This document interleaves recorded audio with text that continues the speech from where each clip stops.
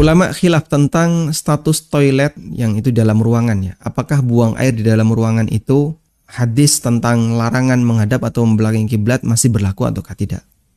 Ada khilaf di antara para ulama. Ada yang mengatakan itu berlaku, baik indoor maupun outdoor. Sehingga orang buang air baik di luar maupun di dalam ruangan tidak boleh menghadap atau membelakangi kiblat.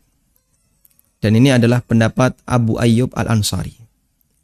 Dan beliau perawi hadis yang mengatakan bahwa Nabi SAW melarang idza ataitumul ghaid fala tastaqbilul qiblah wala tastadbiruha. Kalau kalian buang air maka jangan menghadap atau membelakangi kiblat, tapi mengarahlah ke arah yang lain. Kata Abu Ayyub, lalu kami tiba di Syam. Dan di Syam kami melihat ada banyak marahid, ada banyak toilet yang tempat buang airnya itu menghadap ke arah kiblat. Lalu kami pun mengubahnya, wa nastaghfirullah, dan kami mohon ampun kepada Allah Ta'ala. Sehingga menurut Abu Ayyub, yang seperti itu harus dibongkar, kemudian dialihkan arahnya.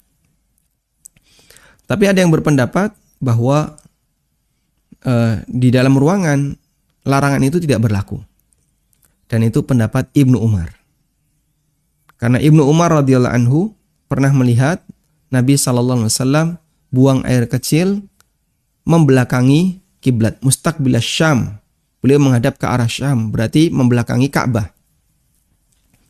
Sehingga itu dijadikan dalil, berarti kalau di dalam ruangan orang diperbolehkan untuk menghadap atau membelakangi kiblat. Wa ala kullin, intinya dalam ini ada khilaf. Dan kalau memungkinkan bagi kita untuk tidak melakukan larangan itu, baik di dalam maupun di luar, sebaiknya kita lakukan itu. Misalnya buang air kecil yang kita tidak butuh di atas kloset misalnya, maka upayakan jangan sampai menghadap ke arah kiblat atau membelakangi kiblat. Tapi kalau buang air kita harus di atas kloset dan klosetnya tidak mungkin kita ubah, ya nggak ada pilihan yang lain. Sehingga memberlakukan hadis Ibnu Umar. Wallahu ta'ala alam.